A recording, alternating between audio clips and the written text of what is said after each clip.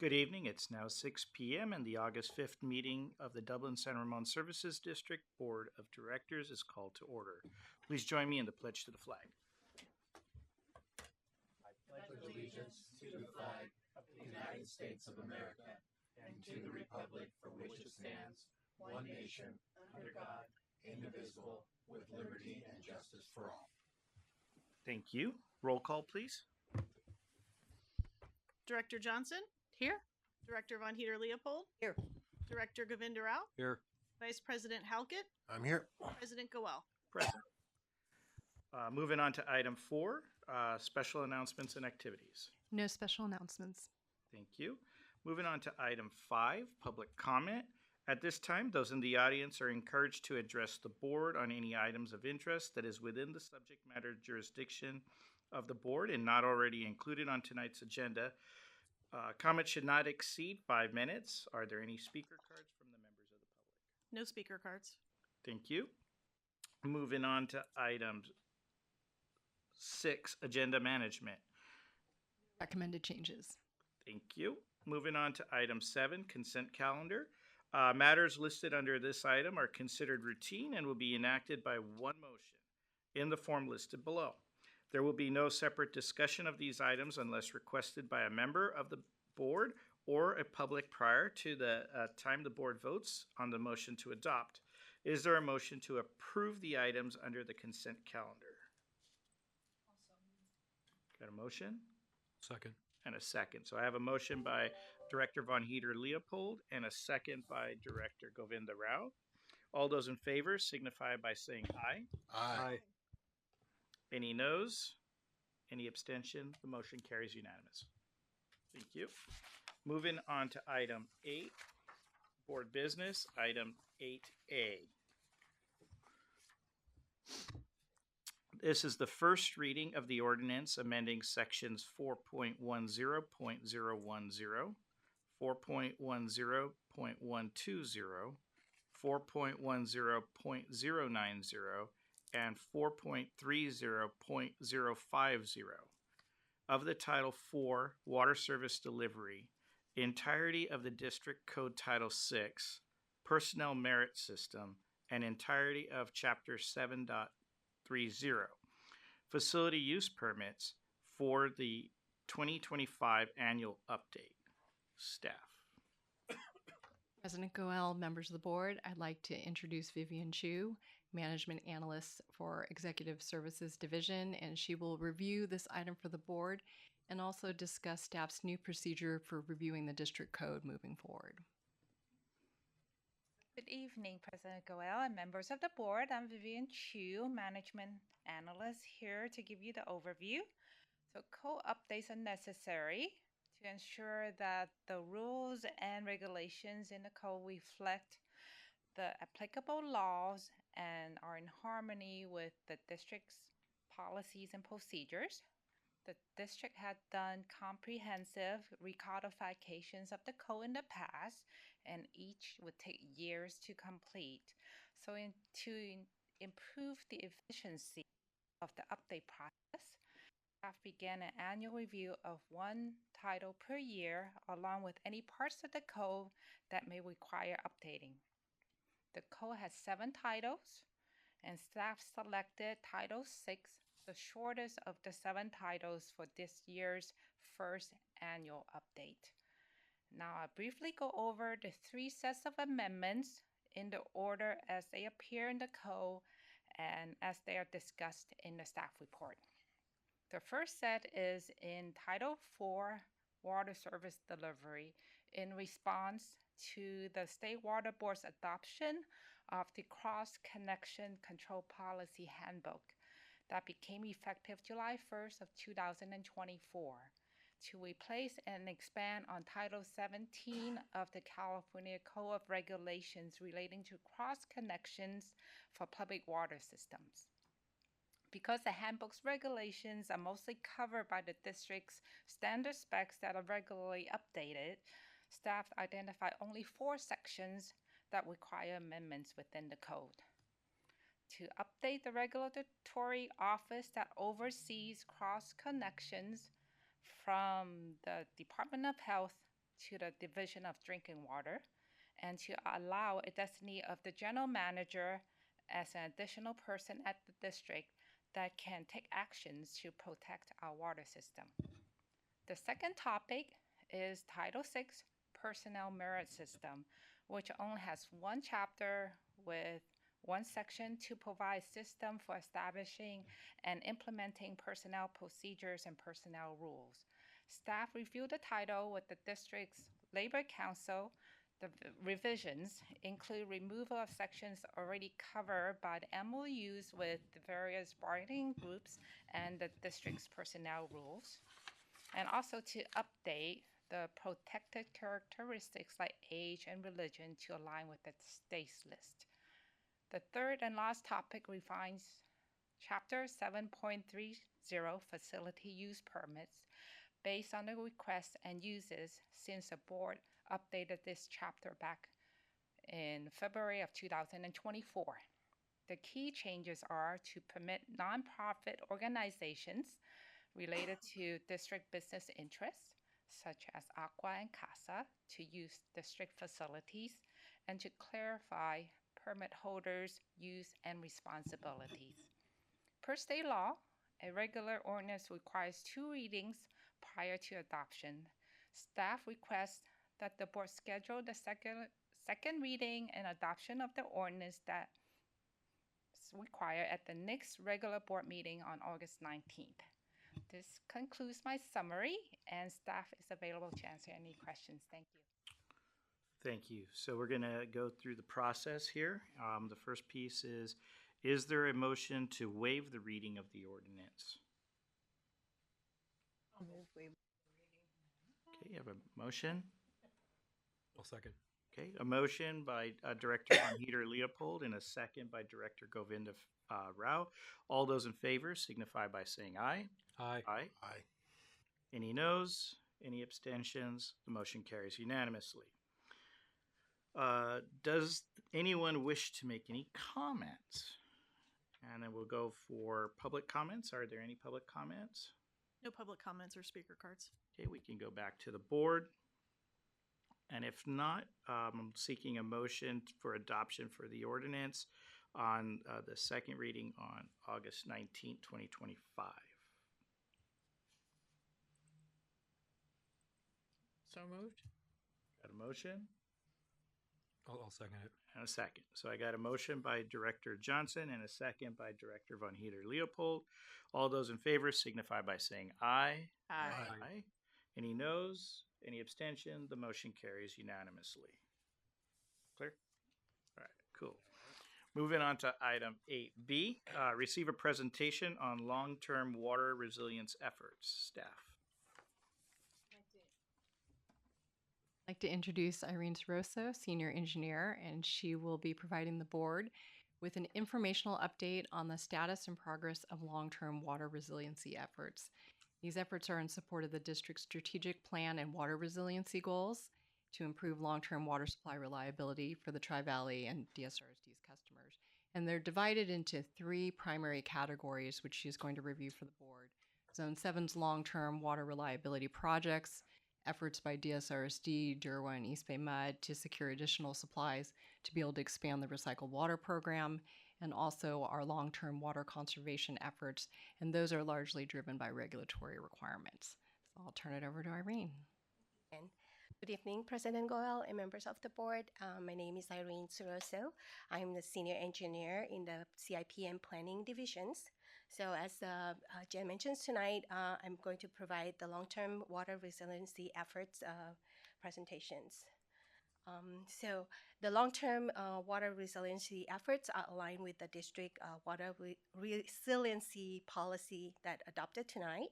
The policy and the district strategic plan provide guidance for building a more resilient water future, advocates all of the above approach for diversifying and improving long-term water supplies, and also emphasize the collaborative partnerships to implement the solutions for Tri-Valley long-term water supply challenges. For the next few slides, we'll go over the updates on Zone 7 long-term water reliability projects. Before that, we dive into the project updates. We'll have to review the problems that we are facing in the Tri-Valley. And this slide shows the demand in Zone 7 service area by 2045. And the next bars here basically showing the Zone 7 water supply evaluations results that looking into multiple scenarios under critical drought and also extreme drought conditions.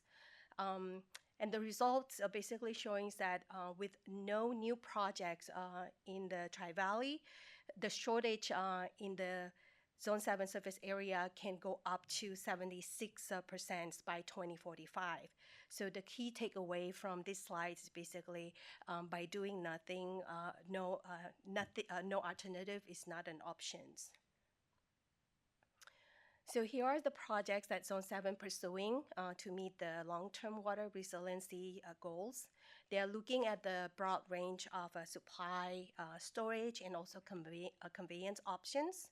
And we'll go over the major updates of the key projects in the next few slides.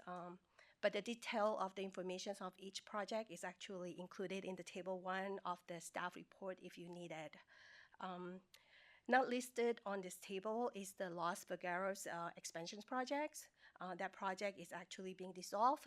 The decisions was made by Contra Costa Water District and also the partner agencies due to the cost increase for the projects and also a less yield for the projects because of the regulatory requirements. So update on the Delta conveyance, the projects, this is a 40 miles underground tunnel from the north to the south of the Delta with the connections at the Bethany Reservoir. The projects include modernize the aging infrastructure and then protect the reliability of the state water project deliveries. These projects include insurance against any failure of the Delta tunnels. Project is estimated with the $20 billion. And currently the status of the project is underway with the public hearings for the water right permits. The next slide is basically showing why we need the Delta conveyance, how important is this project. About 90% of the potable water supply in the valley from the state water projects. And this graph is basically showing the state water project deliveries here down in the right side here is declining. The reliability is declining and is expected to decrease to between 41 to 46% by 2043. And Zone 7 has identified that the Tri-Valley will need 68% of reliability from the state water projects in order to meet the demand.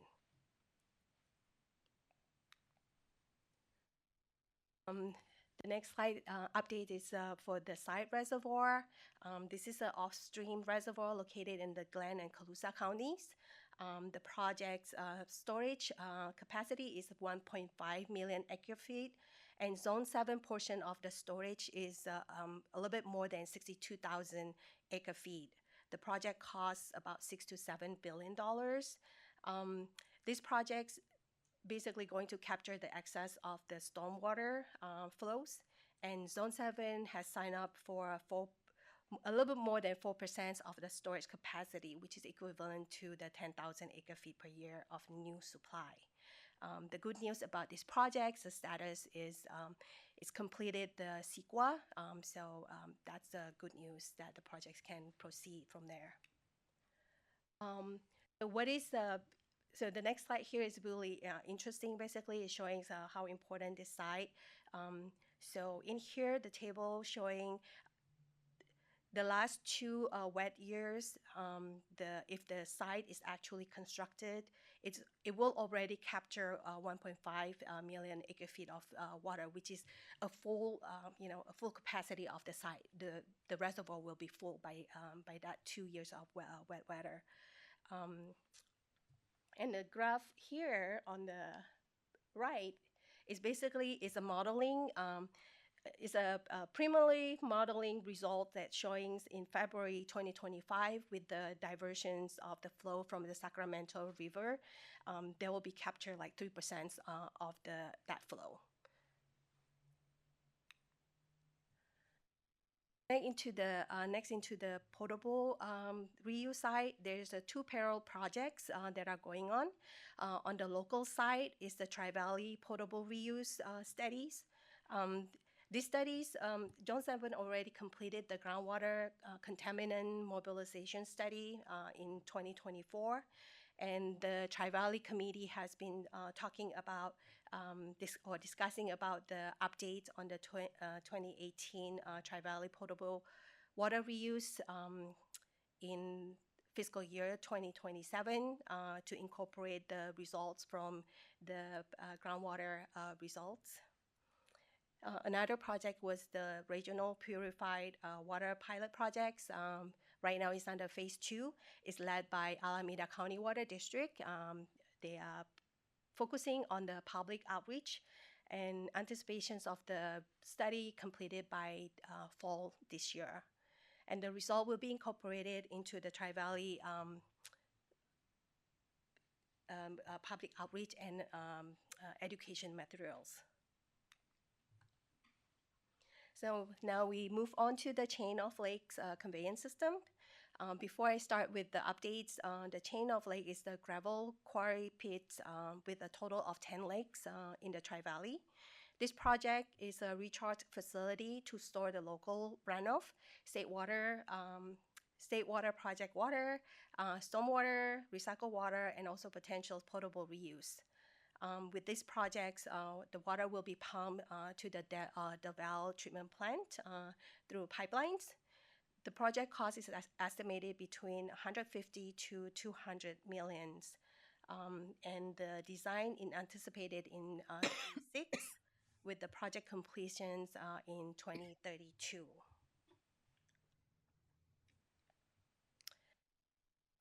In 2024, Jones Evans and Pleasanton signed an agreement on a joint projects to explore the feasibility of drilling wells in the Burnell subbasins. And these projects basically will increase Jones Evans pumping capacity and also reliability.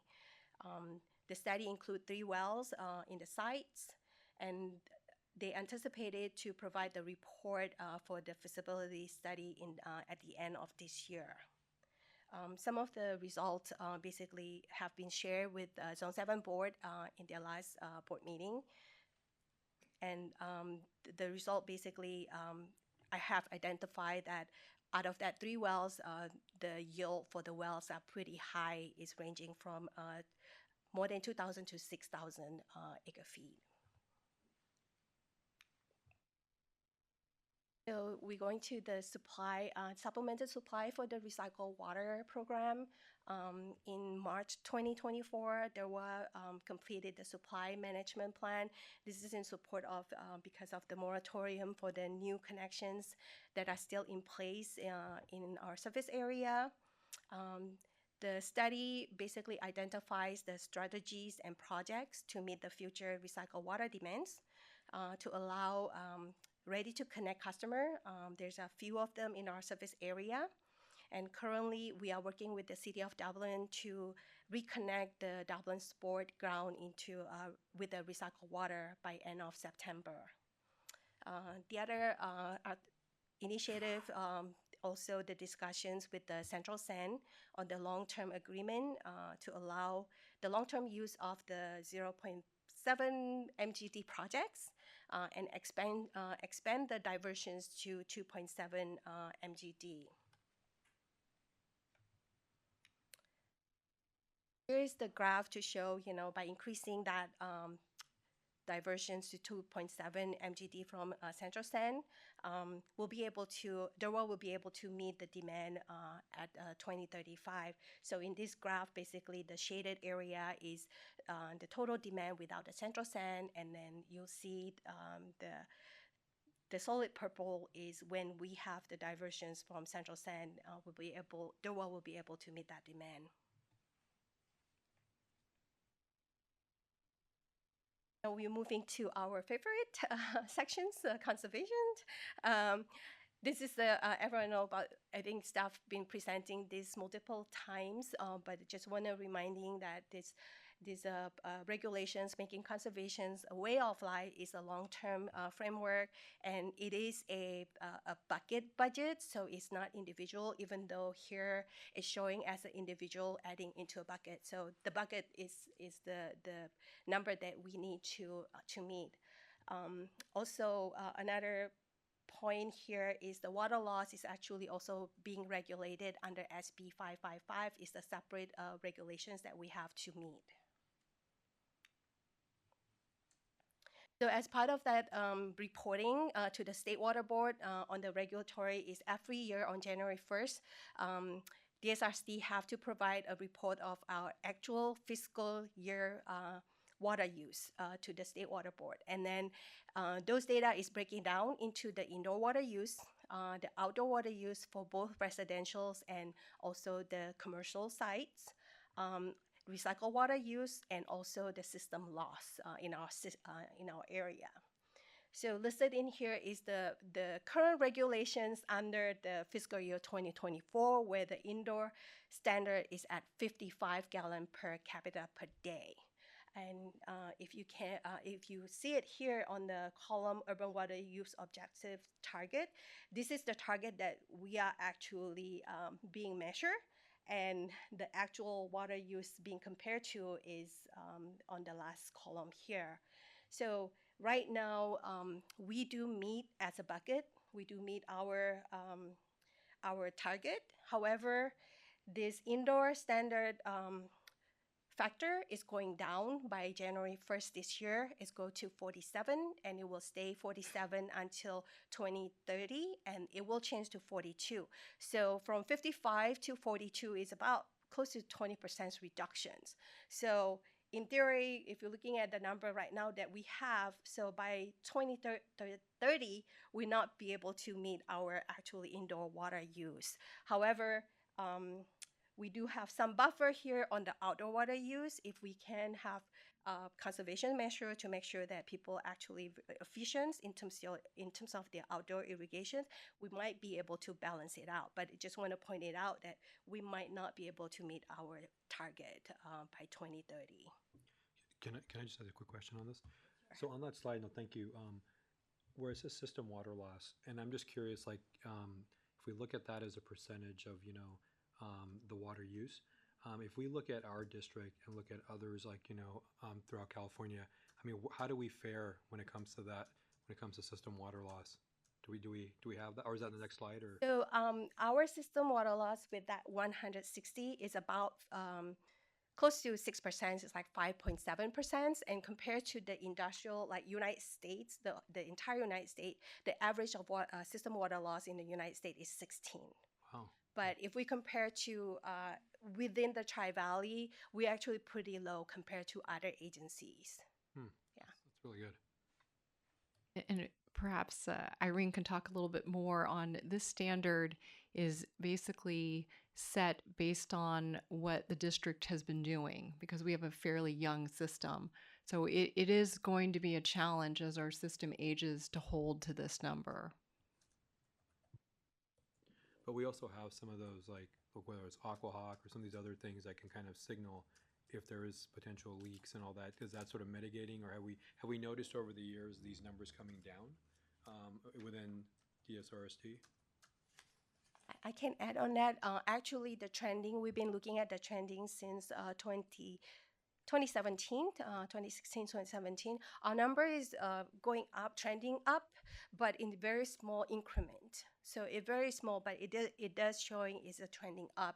As Jen mentions that, we have an aging infrastructure, so that you will see the trending going up. And now is how we actually going to take, how do we monitor our leak, right? Not only on the customer side, which is through Aquahawk, but also on our system, on our transmissions, main and distributions. Small leak that typically doesn't really surface. If it's very small, we usually find the leak after it's bigger, or it's come out of the surface. But we did some pilot study on the leak detections sensor. However, because of our pipeline materials is plastic, the sound wave of a leak is actually very hard to capture with this sensor. So staff been looking at other technology that available for us to help in terms of the system loss measure. Great. Thank you, Irene. Appreciate it. Just point of clarification, what all do we include as part of system water loss? It's basically all the real loss and also apparent loss. Like real loss, basically is something that break, right? Leaks, something. But the apparent loss is more like inaccuracy of the data, you know. So we also, as part of the SB 555, you know, we have to looking at what is our accurate data, like our meter. So I think we do have some meter replacement programs that are going to help us in terms of capturing some of the loss through the apparent loss. So when we flush a system, that's not considered part of the water loss? It does, but it's counted. It's counted. We count it, but it's called unbilled consumptions. So that's not reflected in. It's not reflected. Got in it.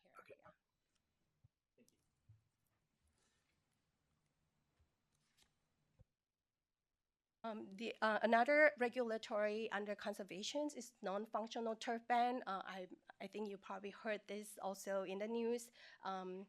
This ban is basically prohibit the potable water irrigations used on the decorative grass. And there is timeline associated to this regulatory requirement, and the first one will come up in 2027, where all the state and local government buildings will have to remove all of the non-functional turf with the drought-tolerant plants. And the good news on the DSRC sites are a lot of all these state or our buildings, actually the landscape irrigated with recycled water, so it is not included in these regulations. So we kind of like check off our first regulatory. However, the next one coming up pretty quick behind it is the commercial site and also the HOA common area. So staff has been looking at it and then looking at our surface area to identify those sites. So when you say on both of those, that's that which is not part of the recycled water program? This regulatory only prohibit potable, so Portable. not recycled water. So if there's a site irrigated with recycled water, they are not included in here. So they can actually use recycled water. So like when we're increasing our capacity for recycled water and we're able to expand our purple pipe service areas, that benefits and helps those not fall into this category. Okay. Thank you. So as I mentioned, that the conservation's regulations is moving towards us pretty quick. So staff has been working on the water conservation master plan, and this master plan will identify our existing conservation programs and our efforts, and also identify future programs that we will need to consider in order to meet our water use objectives by 2030 and beyond.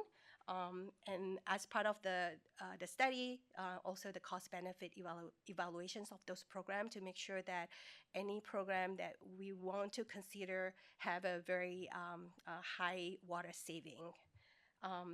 This plan is actually scheduled to be completed by the fall of this year, and staff will come back to present the result or bring this item to the board for discussions.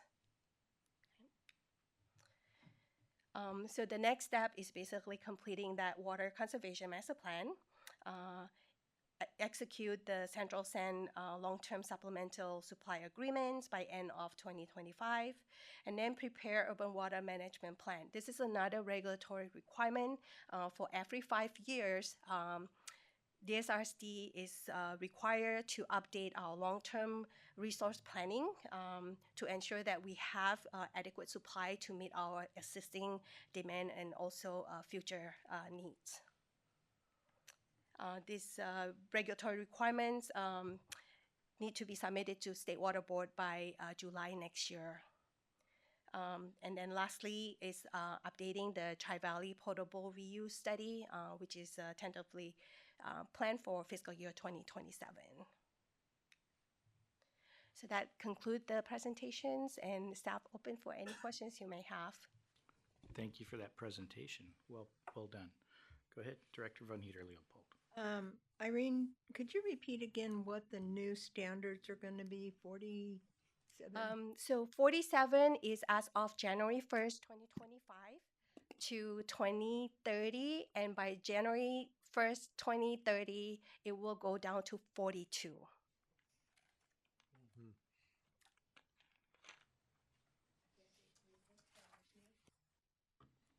But I think I also want to emphasize. Still counts Yeah, but staff want to emphasize too. somewhere else. It's a bucket, right? It is a bucket approach, yeah. However, we still need to make sure, that we're meeting those standard requirements and our target. I noticed we no longer refer to direct and indirect. Has that been dropped from everybody's vocabulary? Are you speaking in terms of potable reuse? The industry is moving toward a standard of using purified water. Indirect and direct potable reuse are looked at more as the treatment technologies and how where it's applied, surface water augmentation. But in terms of the product that's being produced, we've been moving toward purified water. Thank you. Nothing? Okay. On this? No, it's a nice job. Thank you. Got it? All right. With that, this was an informational item. We'll go ahead and move on to item 9, reports.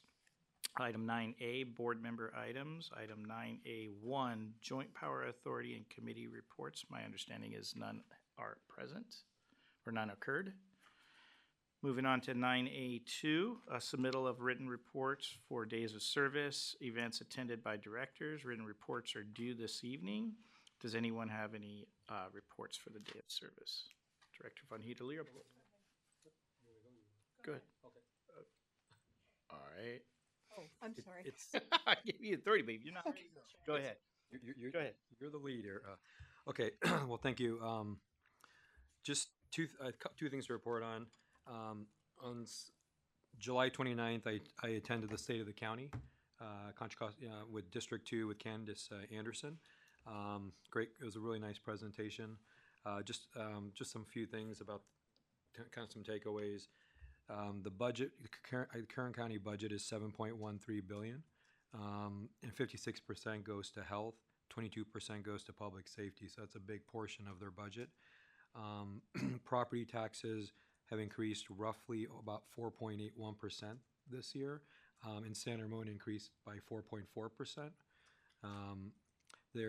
She mentioned about the county revenues are slowing, and then there is going to be impacts to the budget given the current political climate and a lot of the federal government cuts. And so just she kind of mentioned that a little, mentioned some stuff on that. Candace actually serves on about 31 boards and committees, so it's pretty interesting, to hear that. And she was talking about the mid-year unemployment was at 5.1%. Had some interesting takeaways about the city of San Ramon. So I think I heard this correctly, but she said the San Ramon average salary for a job is $115,000. Average household income is $197,000. And then the San Ramon population is growing about 8.4%, at this point. And there's going to be, coming up in 2026 in Contra Costa County, there's going to be an urban limit line. It's going to be put up to vote. So she mentioned that. I think right now it's, I think it's 65-35, where 65 is, so that's kind of the breakdown right now. And that was pretty much it on just a general, she talked a little bit about the unhoused, the mental health care, family justice center that they, and just kind of gave some highlights on that. So that's one thing I want to report on. And the other thing, I did complete my mandatory training, and I think we all need to complete that at some point. But I guess mine was up. So for the harassment prevention of supervisors training, if I did complete that. So that's the second thing I was going to report on. I attended the CASA conference in San Diego, July 30th through August 1st. My first comment is I hope we never go back to that hotel.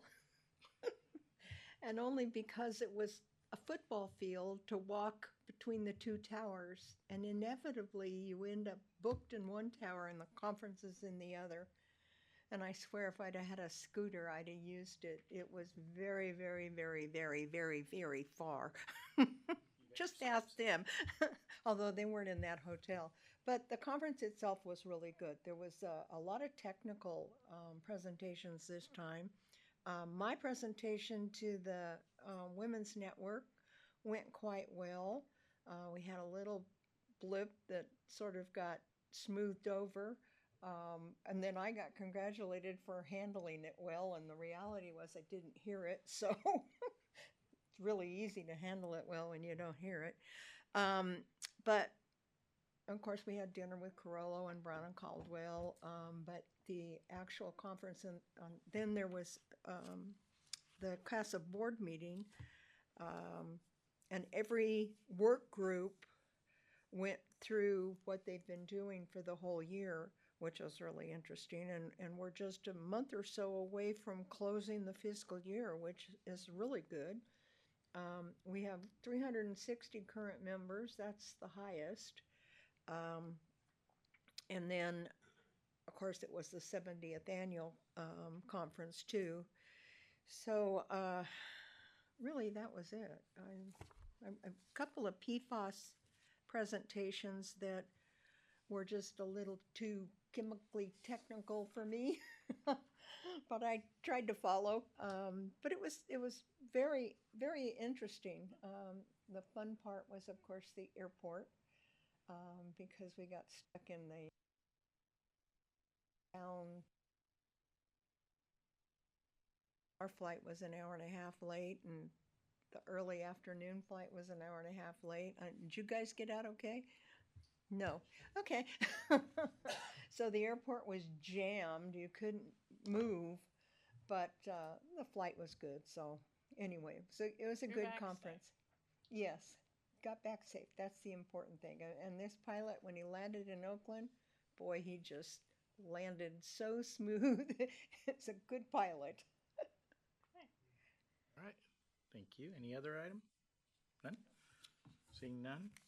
All right, moving on to night A3, request new agenda items to be placed on a future board or committee agenda. Do I have any? Seeing none. We go on to 9B, staff reports. Staff? LAVMA board, excuse me, LAVMA board meeting on August 20th. And then I also wanted to note that there is an invitation postcard at each of your stations.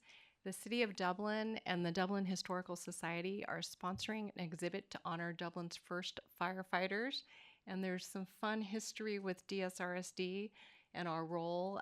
We actually provided fire protection services to this community for 35 years before the cities of Dublin and San Ramon took over that service.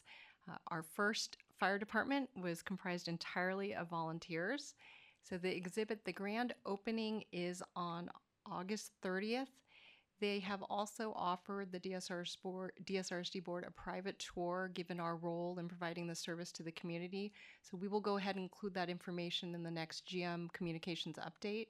And if the board would like to attend the grand opening, that would be fantastic. Or if the board has a preference to have a private tour, we can arrange that as well.